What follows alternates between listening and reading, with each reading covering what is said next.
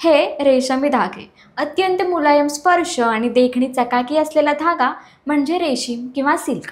फार पूर्वीपासून भारतभूमी याच सिल्कसाठी प्रसिद्ध झाली आहे।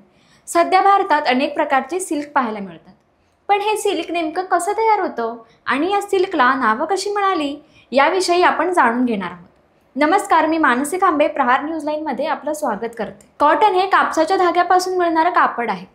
तसंच सिल्क हे रेशमच्या किड्यापासून मिळणारं कापड आहे। याच्या निर्मितीची प्रक्रियाही खूप खास आहे। सिल्कच्या उत्पादनासाठी रेशमाच्या किड्याचं खास संवर्धन केलं जातं। त्यासाठी बांबूंपासून किंवा गवतापासून बनलेल्या मोठ्या चकत्यांचा वापर केला जातो। या चकत्यांवर भरपूर प्रमाणात रेशमचे किडे सोडले जातात। त्याच्यावर हिरव्या पानांचा थर दिला जातो। ही पानं खाऊन किडे काही दिवसात आपल्या भोवती कोश विणतात। कोश विणण्याचा काळ संपला की हे कोश उकळत्या पाण्यात टाकून त्यातून धागा तयार केला जातो।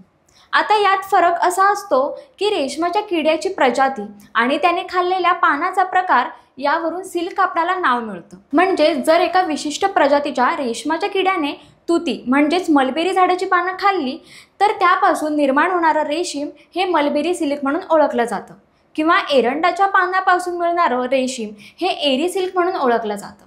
पानाच्या प्रकारापासून सिल्कचा दर्जा आणि त्याची किंमत ठरते। याशिवाय मुंगा सिल्क, टसर सिल्क, सी सिल्क, गजी सिल्क असे काही प्रकार भारतात तयार होतात। ही माहिती तुम्हाला कशी वाटली ते कमेंट्समध्ये आम्हाला नक्की कळवा आणि प्रहार न्यूज लाईन चॅनलला सबस्क्राईब करा। धन्यवाद।